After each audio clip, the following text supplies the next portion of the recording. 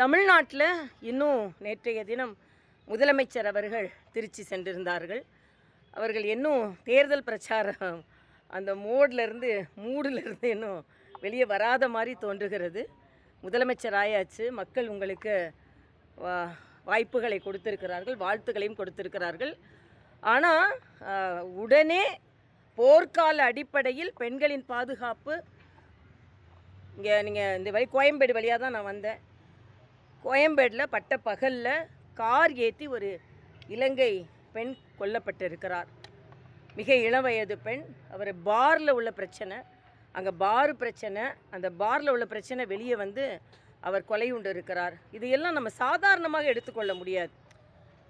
ஏதோ நான் 20 நாள் தான் ஆச்சு, 6 மாதம் யாரும் பேசாமல் இருக்கணும்னு சொன்னீங்க அப்படின்லாம் நாம் வந்து அதை ஒரு எக்ஸ்கியூஸாக எடுத்துக்கொள்ளவே முடியாது. எதிர்க்கட்சிகள் சொல்லத்தான் செய்வாங்க.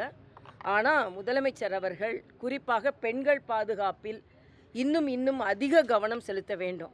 வேறு கட்சியிலிருந்து எல்லாரையும் சேர்க்கின்ற அந்த கவனத்தை முதல்ல பெண்களுக்கு பாதுகாப்பு கொடுக்கறதில் கவனம் செலுத்த வேண்டும் என்பது எங்களது தாழ்மையான வேண்டுகோள். அதே மாதிரி அரசாங்க மருத்துவமனைகளில் இன்னும் பல பிரச்சனைகள் தொடர்ந்து கொண்டு இருக்கிறது. அதனால் சாமானிய மக்களுக்கு முதல்ல சுகாதாரத்துறை அமைச்சர்களும் நாங்கள் அங்கே தான் போய் சிகிச்சை எடுத்துக்கொள்வோம் என்று சொன்னது உண்மையிலேயே எனக்கு மகிழ்ச்சி அளிக்கிறது. ஆனால் அதே நேரத்தில் அந்த வகையில் எல்லோரும் சென்று சிகிச்சை அளிக்கும் அளவிற்கு அரசு மருத்துவமனைகளின் தரம் உயர்த்தப்பட வேண்டும். தமிழ்நாட்டில் இந்த புதிய அரசு இன்னும் டேக் ஆஃப் ஆகணும் அப்படின்றது எனது கருத்து. பிளாக் அண்ட் ஒயிட்டில் தான் இருக்கிறேன் அப்படின்னு சொல்கிறாரு. பிளாக்காக ஆயிடக்கூடாது, எதுவுமே ஒயிட்டாக இருந்தால் பரவாயில்ல, அதையும் நீங்கள் கவனத்தில் செலுத்த வேண்டும். அதனால் பிளாக் அண்ட் ஒயிட்டாக இருக்குதா, ஒரேடியாக பிளாக்காக போகுதா, இல்லை மக்களுக்கு தெரிந்த மாதிரி ஒயிட்டாக இருக்குதா, இதையெல்லாம் கவனம் செலுத்த வேண்டும் என்று நான் கேட்டுக்கொள்கிறேன். முதலமைச்சர் நிர்வாகத்தில் அமைச்சர்களை எல்லாம் அழைத்து இன்னும் அதிக கவனம் செலுத்த வேண்டும் என்பது எனது. நிச்சயமா சரி பண்ண முடியும். ஏன் முடியாது? 20 நாள்ன்றது ரொம்ப நீளமான காலங்கள் தான், போதுமான காலம் தான், சரி பண்ணியிருக்க வேண்டும். கூட வந்து பொறுத்துக்கொள்ள 6 நாளில் வந்து எதிர்கட்சிகளாக பேசுகிறாங்க, விமர்சனம் பண்ணியிருக்காரு. தினம் மக்களுக்கு ஒவ்வொரு நாளும் முக்கியமான நாள் தான்.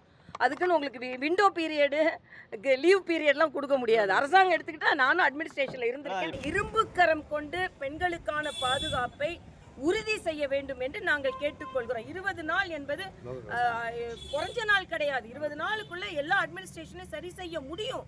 அதனால முதலமைச்சர் அவர் என்னமே பிரச்சார மூட்ல இருக்கிற மாதிரி தோணுது. அவர் கவர்மெண்ட் மூடுக்கு வரணும்ன்றது எனக்கு கருத்து. வெயில்ல நடக்கிற அளவுக்கு ஏதாவது ஏற்பாடு பண்ணணும். வெறும்னா கொஞ்சம் இடத்துல மேட் போட்டு வச்சுட்டாங்க, அந்த மேட்டும் சுடுது. ஆக பக்தர்கள் நடக்கிறதுக்கான ஏற்பாடை உடனே செய்ய வேண்டும். எல்லா கோயில்களும் பக்தர்கள் வசதியா சென்று சாமி கும்பிடுற அளவிற்கு எல்லா வசதிகளையும் மேம்படுத்த வேண்டும். தவிர்க்க முடியாத தம்ப்நெயில்ஸ், கலக்கலான கண்டென்ட்ஸ், சினிமாவும் சீரியஸ் பிரச்சனைகளும், பல வருடங்கள் இடைவெளிக்கு பிறகு இந்த படத்துல ஒரு கலகலப்பும் கைகலப்பும்,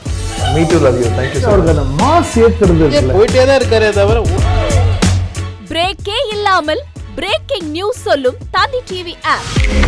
இன்ஸ்டா தலைமுறை வரை இறங்கி அடிக்கும் தந்தி டிவியின் டிஜிட்டல் எக்ஸ்க்ளூசிவ். அது தண்ணிக்குள்ள போகும்போது ஹேங் ஆயிடுச்சு. உங்களுக்கு விஜய் சார் எந்த அளவுக்கு ரொம்ப பிடிக்கும்? Of course, Malayalis are huge Vijay sir fans. ரெண்டு பேருமே ரொம்ப பிடிக்கும் எனக்கு. தந்தி டிவி ஆப்பை இலவசமா டவுன்லோட் செய்யுங்க, ஃபாலோ பண்ணுங்க, சப்ஸ்கிரைப் பண்ணுங்க, என்ஜாய் பண்ணுங்க.